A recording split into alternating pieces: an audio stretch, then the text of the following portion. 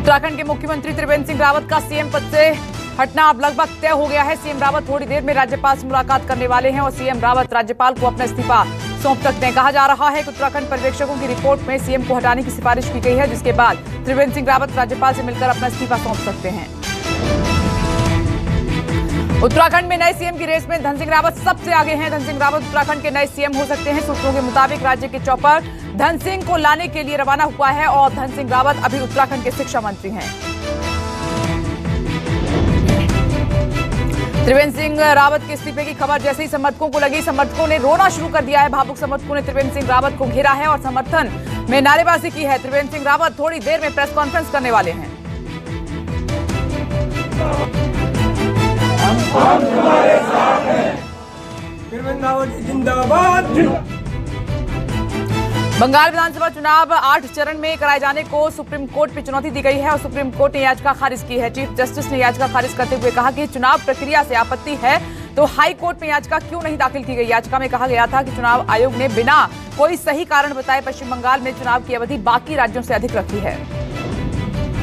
बंगाल में विधानसभा चुनाव से पहले और देवरा सीट से बीजेपी कैंडिडेट और पूर्व आईपीएस अधिकारी भारती घोष को सुप्रीम कोर्ट से बड़ी राहत मिली है। कोर्ट ने उनकी गिरफ्तारी वारंट पर चुनाव तक के लिए स्टे लगा दिया है और अब भारती घोष की गिरफ्तारी चुनाव तक नहीं होगी।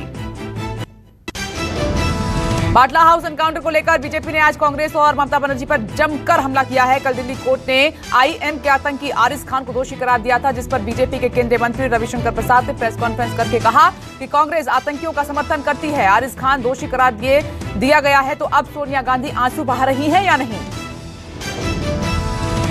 सलमान खुर्शीद का वक्तव्य सुना होगा कि सोनिया गांधी को मालूम हुई इस हमले के बारे में और 2 लोग आतंकवादी मारे गए तो आंखों में आंसू उनके आए थे।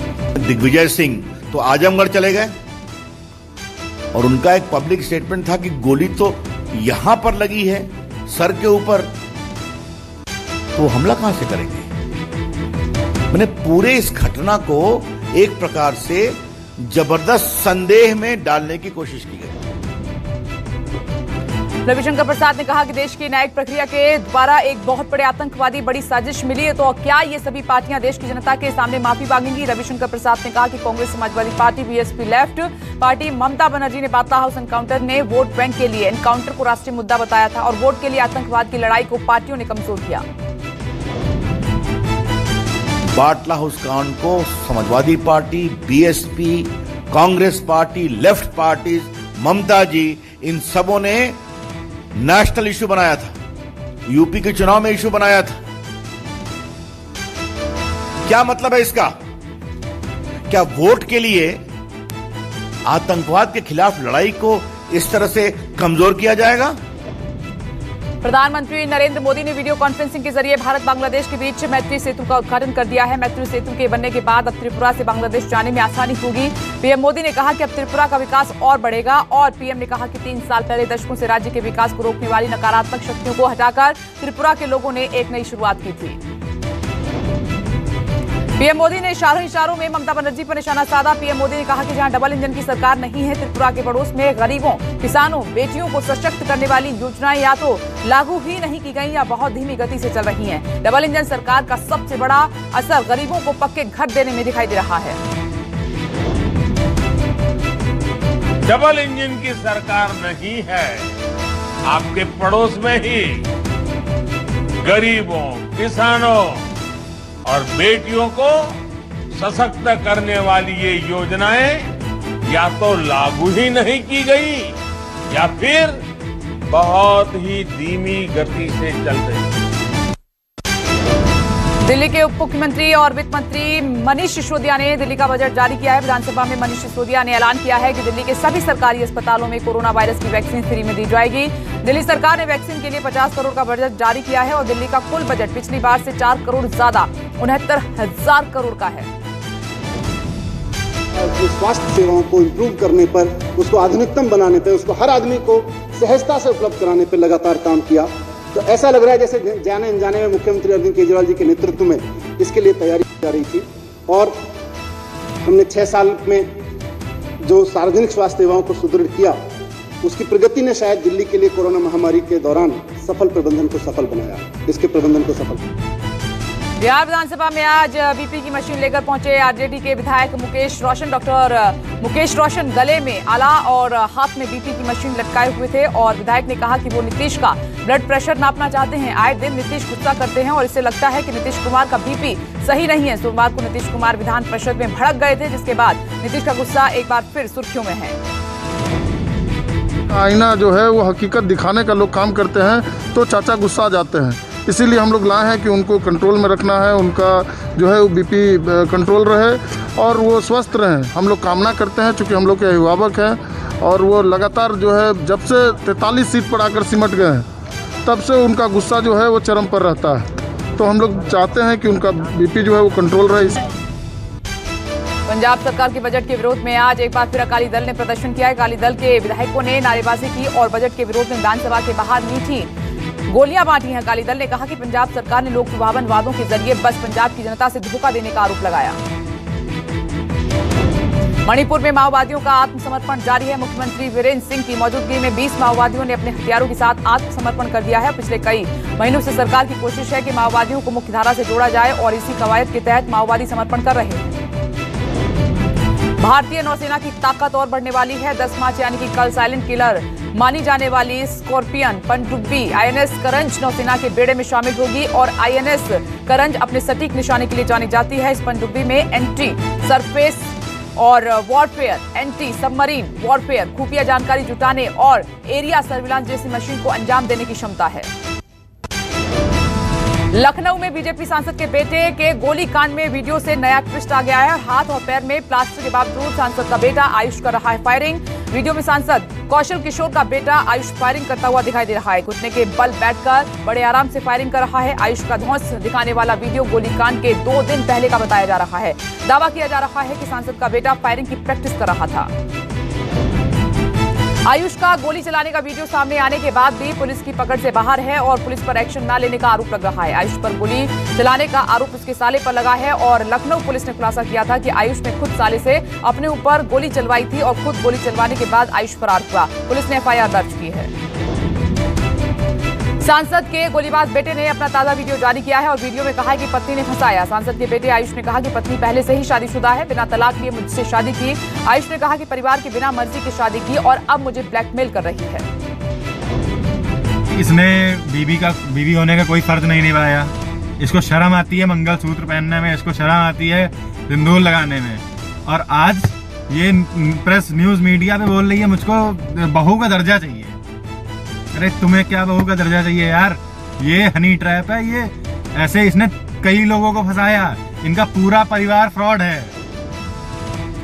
वहीं आयुष की पत्नी ने न्यूज 24 से बात की और आयुष की पत्नी ने सारे आरोपों को खारिज कर दिया है। कहा कि मैंने किसी को नहीं फंसाया। आयुष को शादी की जल्दी थी। पुलिस आयुष को बचा रखी है। पुलिस को पता है कि वो कहां छिपा हुआ है।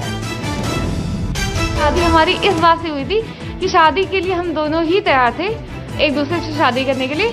और दूसरी चीज बात रही कि प्रेम जाल ऐसा कोई भी चीज नहीं थी। वो खुद चाहता था शादी करना, उसको बहुत जल्दी थी शादी करने की। बस मुझे मेरा हक चाहिए। आयुष को पकड़ना ये पुलिस का काम है, मेरा काम नहीं है। वो अपना काम कर रही है कि नहीं वो तो वो जाने।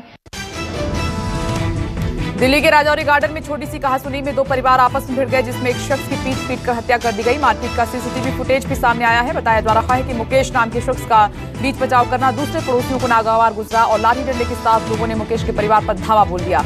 घटना में मुकेश के भाई की मौत हो गई है और पुलिस ने 6 को हिरासत में ले लिया है। पंजाब एकता पार्टी सुप्रीमो सुखपाल खेरा के घर ईडी की छापेमारी। चंडीगढ़ स्थित घर समेत कई अन्य ठिकानों पर ईडी की छापेमारी जारी है। मनी लॉन्ड्रिंग और फर्जी पासपोर्ट रैकेट मामले में ये कार्रवाई हो रही है। ईडी सुखपाल खेरा से मनी लॉन्ड्रिंग के मामले में पूछताछ कर सकती है। वहीं छापेमारी पर सुखपाल ने कहा है कि जो लोग सरकार के खिलाफ आवाज उठाते हैं उन्हें इसी तरह घेरा जाता है और धमकी दी जाती है। सुखपाल सिंह खेरा आम आदमी पार्टी और कांग्रेस के विधायक रह चुके हैं। मुकेश अंबानी के घर के बाहर मिली संदिग्ध कार मामले में बड़ा खुलासा हुआ है। सीसीटीवी फुटेज में एंटीरिया के बाहर पीपीई किट पहना एक संदिग्ध व्यक्ति जाता हुआ दिखाई दे रहा है। पुलिस के मुताबिक सीसीटीवी फुटेज में नजर आने वाला संदिग्ध कार का चालक हो सकता है और अब एनआईए पीपीई किट वाले संदिग्ध की तलाश कर रही है। राजस्थान में एक बार फिर पानी की चोरी रोकने के लिए पुलिस का पहरा काफी बढ़ा दिया गया है। जैसलमेर में इंदिरा नहर पर पुलिस ने चौकसी बढ़ाई है और अगले 40 दिन तक पुलिस पीने के पानी की निगरानी करेगी। इंदिरा गांधी नहर से 21 मार्च तक सिर्फ पीने का पानी छोड़ा जाएगा और ऐसे में खेती के लिए पानी की चोरी ना हो सके, इसके लिए अब पुलिस की तैनाती कर दी गई है। एक बार फिर कोरोना ने पकड़ी है रफ्तार। देश में पिछले 24 घंटे में 15,388 नए मामले सामने आए हैं। 77 लोगों की मौत भी हुई है। सक्रिय मामलों की कुल संख्या अब बढ़कर 1,87,000 हो गई है और अब तक 1 करोड़ 8 लाख से ज्यादा लोग रिकवर हुए हैं। देश में कोरोना के लिए अब तक 22 करोड़ 27 लाख से ज्यादा सैंपल टेस्ट किए जा चुके हैं और पिछले एक दिन में 7,48,000 सैंपल टेस्ट हुए हैं। ताजा आंकड़ों के मुताबिक देश में कोरोना पॉजिटिव मामलों की संख्या अब 1 करोड़ 12 लाख से ज्यादा है और अब तक 1,57,000 से ज्यादा लोगों की जान जा चुकी है। कोरोना की जंग जीतने के लिए देश में जोर शोर से वैक्सीनेशन जारी है और देश में अब तक 2 करोड़ 19 लाख से ज्यादा लोगों को वैक्सीन लगाई जा चुकी है। वहीं भारत में पहली बार 24 घंटे में 20 लाख से ज्यादा वैक्सीन लगाई गई है। औरंगाबाद के बाद अब ठाणे में भी आंशिक लॉकडाउन लगा। महाराष्ट्र के ठाणे में जहां जहां कोरोना हॉटस्पॉट है और वहां लॉकडाउन लगा दिया गया है। ठाणे में 16 जगहों पर लगा है लॉकडाउन, 31 मार्च तक रहेगा। औरंगाबाद में 11 मार्च से 4 अप्रैल तक आंशिक लॉकडाउन लगाया गया है और पर वीकेंड पर पूरी तरह से लॉकडाउन रहेगा। औरंगाबाद में कोरोना का कहर बढ़ा है। महाराष्ट्र दिल्ली समेत 9 राज्यों में दोगुने तिगुने तक बढ़ रहे हैं कोरोना के केस और महाराष्ट्र में 24 घंटे में 8,744 नए केस सामने आए हैं। 38 लोगों की मौत हुई है। कुल मामले 22,28,000 के पार हुए। इजराइल में 44% लोगों को कोरोना वैक्सीन की दोनों खुराक लगाई जा चुकी है। कोरोना टीके के 91 लाख खुराकें लोगों को लगाई जा चुकी हैं। वहीं इजराइल की कुल आबादी 90 लाख है। टीकाकरण पर सरकार ने कहा कि आने वाले 15 दिनों में 75% लोगों को टीके की दोनों डोज लगा दी जाएंगी। हरिद्वार में आयोजित महाकुंभ में पहला शाही स्नान 11 मार्च को होने वाला है और हर की पैड़ी पर संतों की रैपिड जांच नहीं की जाएगी। वहीं समय सीमा और रूट पहले से तय रहेगा, उसमें कोई बदलाव नहीं किया जाएगा। कोविड-19 गाइडलाइंस का पालन करना अनिवार्य होगा। मेला क्षेत्र और बॉर्डर पर श्रद्धालुओं की रैंडम जांच के लिए 50 टीमें तैनात कर दी गई हैं।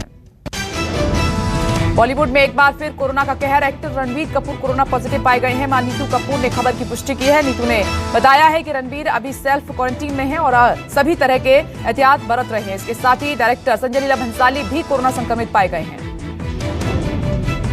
भारत न्यूजीलैंड के बीच 18 से 22 जून के बीच होने वाले वर्ल्ड टेस्ट चैंपियनशिप का फाइनल मैच साउथैम्पटन के एजेस बाउल स्टेडियम में खेला जाएगा। बीसीसीआई अध्यक्ष सौरभ गांगुली ने खुद इस खबर को कंफर्म किया है। पहले ये मैच लॉर्ड्स में होना था।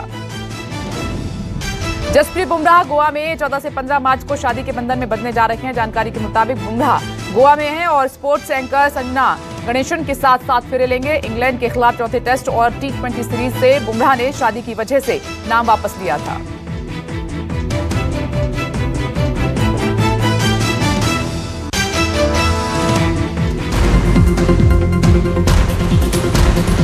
नमस्कार, मैं हूं मानक गुप्ता।